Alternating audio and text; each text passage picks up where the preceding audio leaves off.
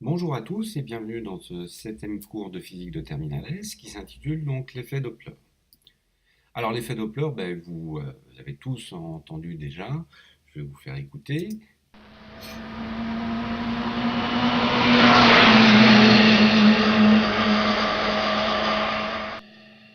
Donc vous avez tous reconnu le bruit d'une moto qui passe près de vous. Alors lorsqu'on enregistre ce son et que l'on fait une analyse, par exemple avec Audacity, on peut constater que le son avant euh, de passer près de vous et le son après sont différents. On voit bien sur les enregistrements que l'on n'a pas le même son. Donc la différence, la principale différence, elle constitue donc sur la période, hein. Si on regarde la période avant et après, on constate que nous n'avons pas la même période, hein. Donc la fréquence ne sera pas la même, d'où cette différence au niveau de l'oreille, au niveau du son que l'on entend. Alors cet effet, c'est ce qu'on appelle l'effet Doppler, donc, puisqu'il a été découvert par Christian Doppler au début du 19e siècle, et on lui associe très souvent donc Hippolyte Fizeau, un Français qui lui aussi a travaillé sur cet effet-là, mais plus au niveau de la lumière. Et puis vous connaissez peut-être aussi Sheldon, qui est le premier homme à s'être déguisé en effet Doppler. Regardons d'un peu plus près ce qui se passe lorsqu'on a un effet Doppler. Donc on dispose d'un émetteur donc, qui émet des ondes dans toutes les directions, et puis un récepteur. Donc on peut constater là dans un premier temps, lorsque l'émetteur n'est pas en mouvement, que l'onde qui est reçue ici donc, est exactement la même que l'onde qui est émise. Lorsque cet émetteur donc, est en mouvement, on voit que l'émetteur va rattraper l'onde qu'il a émise. Du coup, on constate que la distance entre deux fronts d'onde qui correspond en fait à la longueur d'onde sera ici plus courte que lorsqu'il s'en éloigne, lorsqu'on est placé derrière en fait, il va s'éloigner de l'onde qu'il a émise. Donc la longueur d'onde là va au contraire augmenter. Lorsqu'il va se rapprocher donc de l'émetteur, on constate ici sur le récepteur, on voit bien donc les longueurs d'onde qui sont plus courtes que celles qui sont émises. On continue notre déplacement. Lorsque l'émetteur va dépasser cette fois le récepteur, on constate à ce moment-là, effectivement, que la longueur d'onde qui est reçue sera plus longue que celle qui est émise.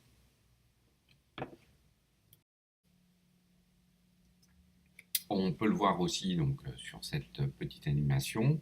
Donc, devant l'émetteur qui se déplace, on voit une compression des fronts d'onde, alors que derrière l'émetteur qui se déplace, on voit plutôt une dilatation donc, des fronts d'onde, donc une augmentation de la longueur d'onde. Alors, pour résumer, lorsque nous avons un émetteur qui n'est pas en mouvement, eh bien l'onde reçue sera identique à celle qui est émise, peu importe où se trouve le récepteur, qu'il soit avant ou après, l'onde se propage dans toutes les directions.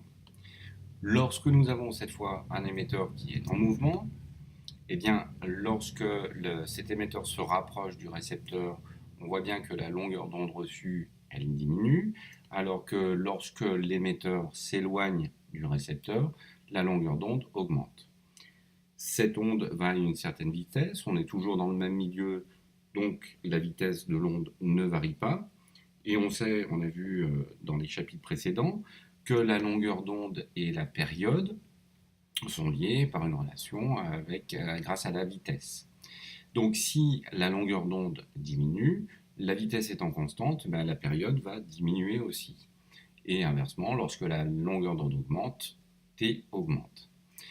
Nous savons aussi que c'est lié à la fréquence, donc, et lorsque cette fois la longueur d'onde va diminuer, on va avoir une augmentation de la fréquence. C'est pour ça que lorsque l'émetteur se rapproche du récepteur, on perçoit un son qui est plus aigu. Et inversement, lorsque la longueur d'onde augmente, on a une fréquence qui va diminuer, d'où un son plus grave. Alors, nous allons voir quelques utilisations donc, de cet effet Doppler, donc, notamment pour les radars, pour les voitures. Alors, bien, comment ça marche? Eh bien, donc, le radar va émettre euh, des ondes, et ces ondes vont arriver sur un obstacle, donc c'est la voiture en mouvement. Et donc cette voiture va devenir en fait un émetteur d'ondes, va renvoyer ces ondes. Il suffit donc de mesurer en fait la différence de fréquence entre l'onde émise et l'onde reçue, et on pourra connaître la vitesse. On reverra ça donc en fin de cours. On l'utilise aussi donc en échographie pour mesurer donc les flux sanguins par exemple, ou en météo pour enregistrer les mouvements des particules, donc du vent, des particules de l'air, donc notamment du vent. Voyons maintenant une autre application de l'effet Doppler en astrophysique. Lorsqu'on observe les étoiles, on peut analyser la lumière émise par ces étoiles et obtenir le spectre de cette lumière. Imaginons maintenant que cette étoile s'éloigne de nous. Eh bien, par effet Doppler, en fait, toutes les longueurs d'onde qui sont émises par cette étoile vont s'allonger, vont s'agrandir, donc, et on va observer donc un décalage vers le rouge, ce qu'on appelle en anglais un redshift. A l'inverse, lorsque l'étoile va se rapprocher de nous, toujours par effet Doppler, donc les longueurs d'onde vont diminuer et on va observer un décalage cette fois vers le bleu, ou ce qu'on appelle aussi blue shift. Alors, ce phénomène a été étudié sur les galaxies au début du siècle par un astronome qui s'appelle Edwin Hubble. Et il s'est rendu compte dans un premier temps que les galaxies s'éloignaient de nous. Et en plus de ça, plus elles étaient loin, plus elles s'éloignaient de nous. Donc cette observation a été le premier indice pour dire que en fait, notre univers était en expansion. Et donc ce qui est le début de la théorie du Big Bang. Donc en fait, notre univers est comme une sorte de gâteau dans lequel il y a les différentes galaxies, et ce gâteau se met à gonfler, et donc les différentes galaxies s'éloignent de nous de plus en plus. Alors, autre utilisation de cet effet Doppler en astrophysique, eh bien, c'est la détection d'exoplanètes. Lorsque vous avez une étoile qui possède une planète qui tourne autour de cette étoile, et bien l'étoile va être aussi en mouvement et elle va tourner autour du centre de gravité du système. Alors, comment est-ce qu'on va pouvoir détecter? Eh bien, cette étoile donc, émet de la lumière, et en observant le spectre de la lumière émise par cette étoile, lorsque cette étoile va se rapprocher de nous, on va observer un décalage vers le bleu. Lorsqu'elle s'éloigne de nous, on va observer cette fois un décalage vers le rouge. Donc on va avoir une oscillation en fait du spectre, on va voir que le spectre se déplace. Donc ce qui nous permet de détecter la présence d'exoplanètes autour d'une étoile. Alors en étudiant un peu plus précisément ces mouvements donc, du spectre, on va pouvoir en déduire aussi la période de rotation donc, de l'exoplanète autour de l'étoile ou bien sa masse. Alors voyons maintenant ce qu'il en est des différentes formules liées à cet effet Doppler. Alors, il existe pas mal de formules plus ou moins complexes, donc nous allons en voir une en particulier qui est relativement simple. Alors prenons le cas dans un premier temps d'un émetteur et d'un récepteur qui sont fixes. L'émetteur donc émet une onde de période t, et cette onde se déplace donc à une vitesse c. Donc à t égale 0, on a l'émission d'un premier bip, et puis à t égale t, qui correspond donc à la période de cette onde, on a l'émission donc d'un deuxième bip. Donc les deux bips en fait sont espacés d'une distance qui correspond à la longueur d'onde et qui est égale donc à c fois t. Le récepteur, lui, va recevoir les deux bips avec exactement donc, le même décalage entre les deux bips, et donc la longueur d'onde sera exactement la même. Donc le récepteur reçoit les bips comme ils ont été émis, donc dans ce cas-là, on n'a pas d'effet Doppler. Alors cette fois, donc l'émetteur est en mouvement. Et donc il se déplace à une vitesse v en direction du récepteur. Alors à t égale 0, on a donc l'émission du premier bip, et donc à t égale t, ce qui correspond à la période, l'émission du deuxième bip. Mais on voit bien ici, dans ce cas-là, que l'émission du deuxième bip ne se fait pas au même endroit que tout à l'heure. L'émetteur ici donc s'est déplacé, et il s'est déplacé d'une distance qui correspond donc à v fois t, v étant la vitesse de déplacement du récepteur et t la période d'émission du bip. Donc par rapport à tout à l'heure, les deux bips ne sont plus distants d'une distance correspondant à la longueur d'onde, mais cette fois ils sont espacés d'une distance qu'on va appeler lambda prime, qui correspond donc à la longueur d'onde comme tout à l'heure, moins effectivement la distance parcourue par l'émetteur. Donc on a ici donc lambda prime qui est égal à c fois t moins vt. Le récepteur va donc recevoir donc les bips espacés cette fois d'une longueur d'onde qui correspond donc à lambda prime et qui est égal donc à c moins t facteur de t. D'où, en fait, on va pouvoir exprimer donc la longueur d'onde reçue par le récepteur, lambda prime, qui sera égale donc à c moins v facteur lambda sur c. Alors, voyons maintenant si la formule trouvée correspond bien au son que l'on a perçu tout à l'heure avec la moto.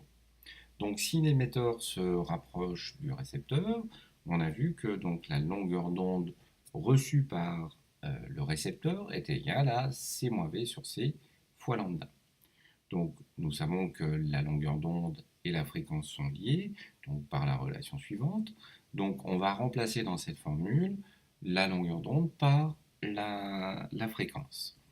Donc, la fréquence reçue, on va la noter FR, et la fréquence émise, donc on la note FE.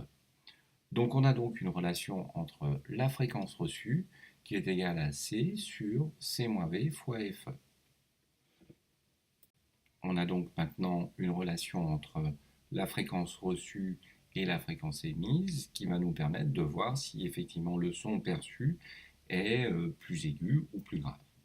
Alors, comme C-V est inférieur à C, alors eh bien, le rapport entre C sur C-V sera supérieur à 1. Donc, en fait, la fréquence reçue sera supérieure à la fréquence émise. On entendra donc un son plus aigu. Alors, qu'est-ce qui change lorsque l'émetteur s'éloigne du récepteur? Eh bien, en fait, dans la formule, donc nous allons avoir juste un changement de signe, c'est-à-dire que cette fois, la longueur d'onde reçue sera égale à C plus V sur C fois lambda. Ou autrement dit, donc ici, la fréquence reçue sera égale à C sur C plus V fois FE. Donc dans ce cas-là, comme C plus V sera supérieur à C, alors le rapport entre C et C plus V, cette fois, sera inférieur à 1. Donc dans ce cas-là, on aura une fréquence qui sera reçue qui sera inférieure à la fréquence émise. D'où le son plus grave que l'on va percevoir. On a vu tout à l'heure dans les différentes utilisations de l'effet Doppler que l'on l'utilisait notamment dans les radars pour calculer les vitesses. En effet, si donc l'émetteur se rapproche du récepteur, eh bien donc on a la fréquence reçue qui est égale à C sur C-V fois la fréquence émise. Donc ce qu'on va faire, c'est qu'on va essayer donc d'isoler la vitesse V de l'émetteur. Donc avec un peu de mathématiques et de manipulation de formules, on va pouvoir obtenir donc la vitesse V en fonction donc de la fréquence émise et de la fréquence reçue. Donc finalement, pour connaître la vitesse de l'émetteur, il suffit de connaître donc la fréquence de l'onde émise et la fréquence de l'onde reçue. Alors on peut l'écrire aussi différemment sous cette forme, delta F étant donc justement la différence de fréquence entre l'onde émise et l'onde reçue. Voilà, ce cours se termine. Merci et à bientôt.